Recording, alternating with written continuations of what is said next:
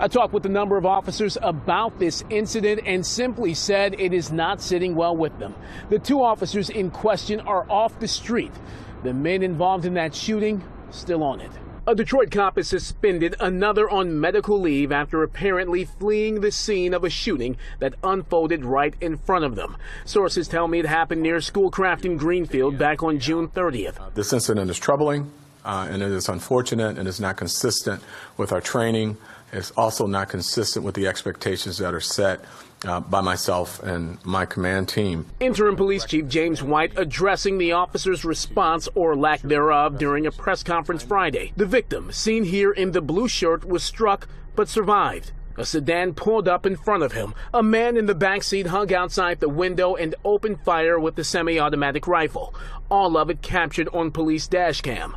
The officers drove off, but at some point turned back around to help the victim.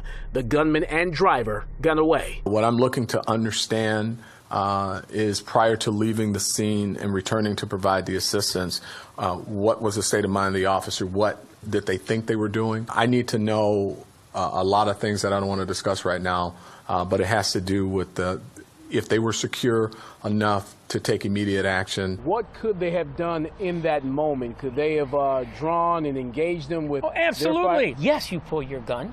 He's shooting at somebody.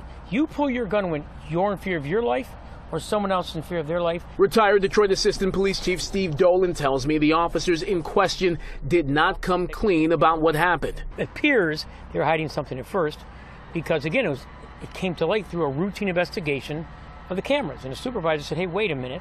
So it wasn't reported to them right away. That supervisor sent it up the chain, prompting an investigation and the immediate suspension of the female officer who was behind the wheel. I think what's disconcerting probably for citizens is, and I don't want to generalize, however, we see a lot of instances where unarmed individuals are given a hard time by the police, and police say they fear for their lives. Well, this was an actual shooting in progress that the officers witnessed, and they didn't engage the threat. Former Detroit Police Chief Ralph Godby says cops are supposed to be the people who run to danger, not away from it. Do we get hired to die? No, but we do understand that there's a risk inherent with what we do. But that risk is for the greater good of society. Individualized incidents do not represent the hard work of the over 2,000 men and women of this department that they do day in and day out. Chief White says he's waiting for the officer that's on medical leave to get back to work before they wrap up this investigation and make a decision on both of their futures with DPD. I'm Randy Wembley, and this is The Edge.